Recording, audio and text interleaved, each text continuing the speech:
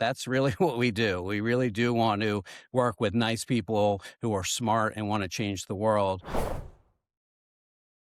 My guest on this episode is Mike Morris, who is a strategic advisor at our 76 Capital Sports Advisory Agency. This is going to be a fun one. Mike and I get to spend a lot of time together, and his over 25 years of experience in sports and media and entertainment is really shapes and helps us do some amazing things with the clients that we have at 76 Capital. And Mike was the CIO of Legends Global, where he led technology, analytics, and innovation strategy there, and then spent over 14 years as both the senior vice president and CTO at Major League Baseball. Mike, welcome to the 76 Capital Sports Leadership Show. Wayne, I'm honored to be here. Thanks for having me on.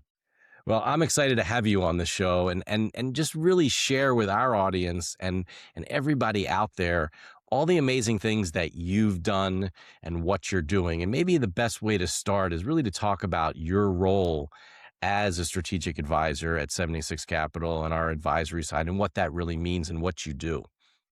Sure. As a strategic advisor, in any case, it's not really about us. It's about our clients. It's about amplifying their efforts to achieve their strategic objectives. So 76 Capital has an incredible array of strategic advisors. I'm one of them, in which it really span the functionality and the disciplines necessary to build strong, good companies in sports and media entertainment.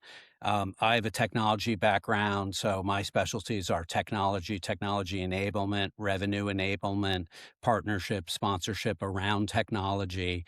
But we have a host of incredible strategic advisors spanning from sponsorship sales, broadcasting, compliance, governance. We have several ex-CFOs, in the space and lawyers in the space. So we can bring a broad array of skill sets, experience to bear.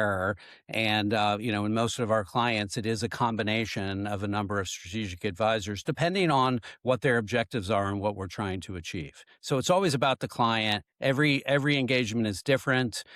Basically my role is to talk to a new client, understand what they're trying to achieve, understand their strategic objectives, and then build a advisory team around that to help them meet their strategic objectives. So Mike, it's been amazing, having the opportunity to work with you. And, we talk about our networks and being able to connect our clients with people that are in our networks. But let's talk about how we met and how we met at our 76 Capitals, owners box event, which was at Chicky and Pete's, and just how kind of that connection has really turned into what we're now doing together. Well, Wayne, I would say that we reconnected at the owner's box in Malvern. Maybe I have a forgettable face, or maybe all bald men roll together with you, but we had met a number of times and had been in many of the same rooms and many of the events across the years. You spoke at a sports gambling symposium that we put on at Legends Global years ago. You sat behind me at a World Series game one time. I think we ran into each other at the NBA All-Star game in New York many moons ago. So I have long admired what 76 Capital has done. Your advocacy and support of early stage technology companies, the networks and the people that you had around you. And just in advance of that event at the owner's box, I discovered that I had a good friend that was an investor in your fund, and I had a client who was a venture partner. And so I got invited to your event, and I came to the event and was just blown away at the people that were there. I saw many old friends that were there and great conversations. And I was really impressed how you cultivated connections and growth and relationships among portfolio companies, people from teams and leagues and investors. And it was a combination of people really supporting that ecosystem of early stage company. I was very impressed. And then you and I got to talking, and I told you a little bit about my business, and you incredulously looked at me and said, well, I want to do that. That's I'm doing the same thing. And so we were kind of off to the races. We then set up a meeting to meet a few days later. I quickly read your book, and I quickly did some research on you and the company. I was taken back by your mission statement that 76 Capital likes to partner with smart, nice people, entrepreneurs who want to change the world. That was my first question to you when we met. It resonated with me. I also like to work with nice people, and I think that that's an important part of your mission. And it was my first question, and your answer was, well, that's not BS. That's really what we do. We really do want to work with nice people who are smart and want to change the world. And, I have time for that for sure. So we were very aligned in the way that we saw the world. And I was very impressed with what you have built over 26 years, the people around you, the investors, the venture partners, their portfolio companies. And I think that we both were very aligned that there was a lot of potential to further leverage that network on behalf of supporting early stage companies as well as leagues and teams and collegiate properties. Well, I appreciate that, and I'm happy that we've gotten this opportunity to work together because I truly do believe that there are some amazing people out there that we can continue to help and do great things together. I mean, that's really the most exciting thing is, as you know, really working hand in hand and building things together. And certainly over your career, you've done that. Let's talk about your time at Major League Baseball. And you were a senior vice president, you were a CTO for part of the time. What were some of the exciting things that you got to do and work on during your time in Major League Baseball? There were many. I consider myself very blessed to have spent 25 years in sports. I'm a technologist. I'm an IT guy, Wayne, and sometimes it doesn't feel like that. And then that's just the blessing of being in this incredible industry and being part of it. I worked for EDS and PricewaterhouseCoopers in advance of that, and yeah, I did a project for Major League Baseball. They were a client for a couple years before I took the job, and I knew immediately that I had found my place, that this is where I wanted to spend my career.